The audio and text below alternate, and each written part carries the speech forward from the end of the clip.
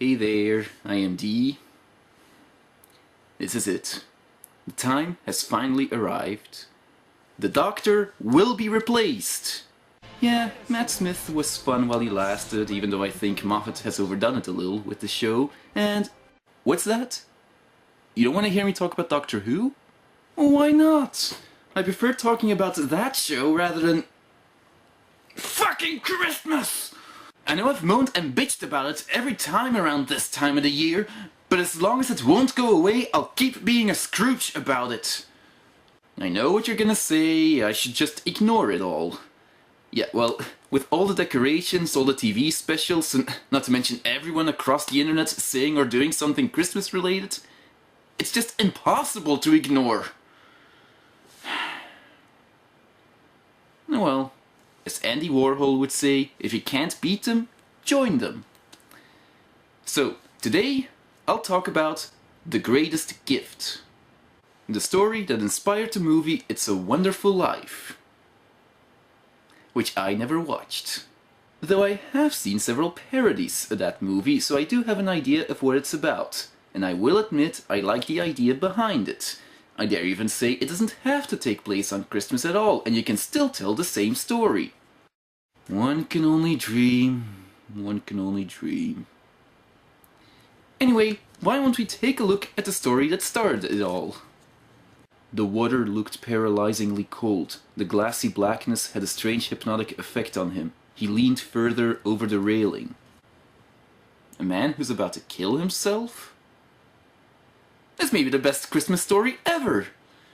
I wouldn't do that if I were you, a quiet voice beside him said. Every party needs a pooper. You shouldn't think of such things, and on Christmas Eve of all times. What are you, the thought police? You've got to consider Mary, and your mother too. George opened his mouth to ask how the stranger could possibly know his wife's name, but the fellow anticipated him. Don't ask how I know such things. It's my business to know 'em. He is the thought police! Come, it can't be that bad. You've got your job at the bank, and Mary and the kids. You're healthy, young. Okay, Mr. Thought Police is actually making a good point. From the sounds of it, he has no reason to want to kill himself. In fact, he has every reason to want to stay alive. So what could possibly drive him to suicide? I'm sick of everything! George cried. Other men are leading exciting lives, but well, I'm just a small-town bank clerk. I never did anything really useful or interesting. Except raising children and looking after people's money. My guess is that he wanted to create a character for the audience to hate, similar to the Grinch or Scrooge. The only difference being that those characters had valid reasons to hate Christmas, had valid reasons to do what they do. And that's what made them likable. This character, on the other hand, is just an idiot. No more, no less.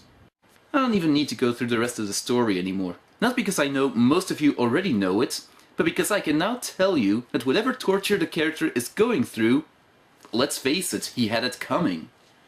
So yeah, you want to read the story that started it all? Well, it's your funeral. This was D. I'm signing off.